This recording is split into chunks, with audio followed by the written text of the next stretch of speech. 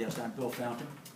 I'm a father, grandfather, and a retired school teacher, mainly middle school.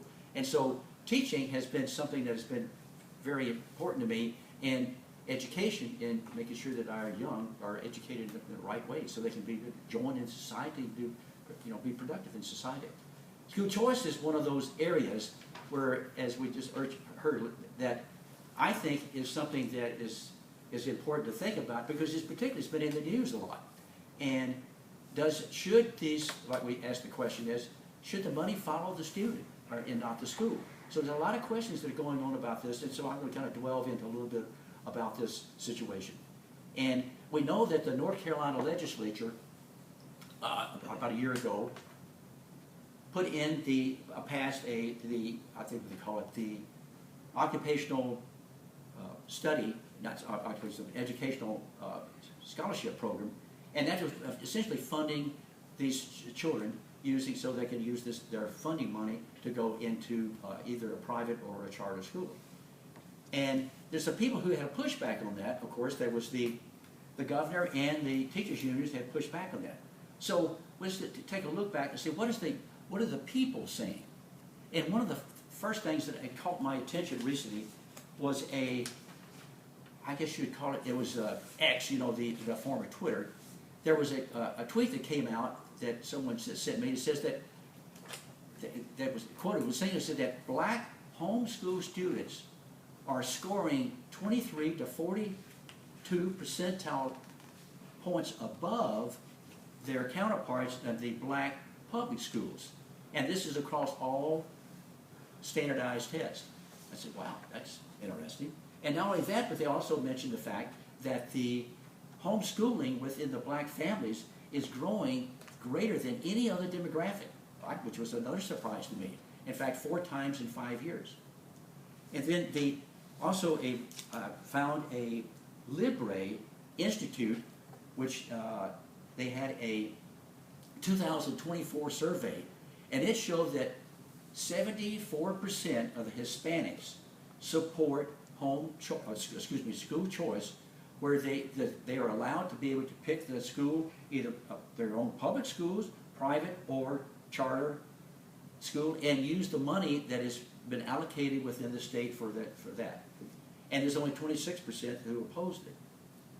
Also, they found in this same study is that 78% of the Hispanics think that the schools ought to focus more on reading, math, and technical education.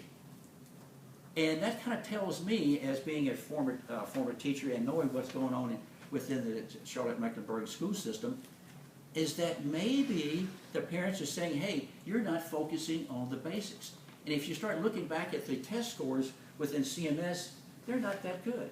So the other part of that is that parents teach their children, they teach them their values, their principles, and they see them undermined at schools.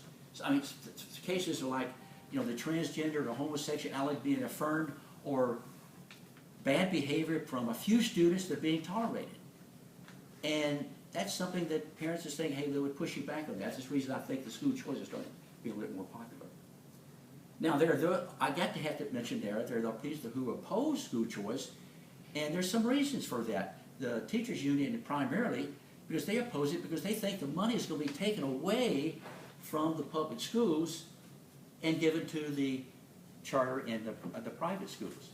Now, there's some issues with that, but we're finding out that that's maybe not the case, because, well, I'll get into that in just a second, but they're afraid that we're siphoning off money to give to these other type schools, and we'll see if it's just working this way. So one of the things that some of the evidence that I found from the Texas Public Policy Foundation was that no, and let's take a look at the long history of public choice or school choice. And which is amazing is that this is actually started back sometime in 2000, this is like 24 years ago.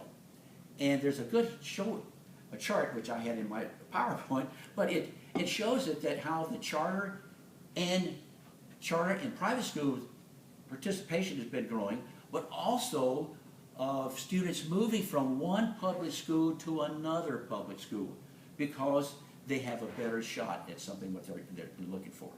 And one of the cases they talked about was in Florida, where in Florida they implemented school choice in 2002, and they were 33rd in the nation in teaching low-income students. And then after implementing this in 2019, they became up #1 in educating low-income students. Same thing happened in Indiana, where they were like, I think, 22nd in the nation in teaching low-income students. And then after implementing choice, they came out to #2. So it seems like it's doing something that's working with that regard.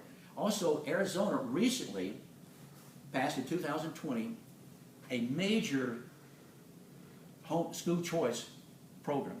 And they were allowing giving up to $7,000 per student and up to $30,000 for students of special needs, which is a good thinking, because that's something that we sometimes get lost in the shuffle. And so that's a very good, important, I think, step. However, they also can give, this money can go to religious schools too. In other words, that the parents can take that money and go to a religious school. Now, some people step back and say, oh no, the Supreme Court would agree with that. Well, the Supreme Court said does not violate the first exercise clause, which is in the First Amendment. So they're saying, hey, the money can follow the student. And not only that, but if you look at some of the programs that have already existed, the GI Bill, Head Start, and there's another one I have here, Pell Grants, are programs that went for the state or the government gave to the people or students to go to choose their own school.